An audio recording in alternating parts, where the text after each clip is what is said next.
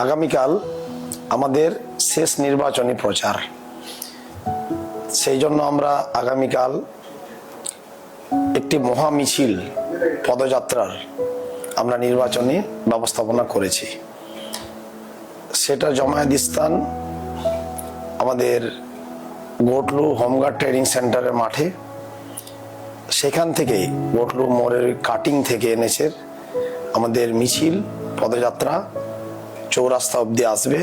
আসার পরে ছোট একটা পথসভা হবে। আপনারা সবাই সঠিক দুপুর 2 ঘটিকায় অবশ্যই উপস্থিত হবেন। আপনাদের উপস্থিতি, স্বতঃস্ফূর্ত উপস্থিতি আমাদের অনুপ্রেরণা শক্তি।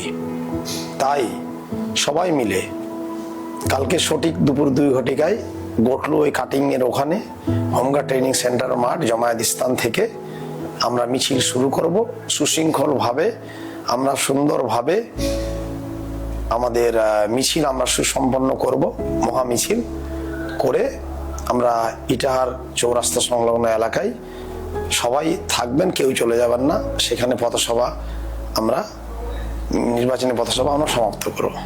ধন্যবাদ।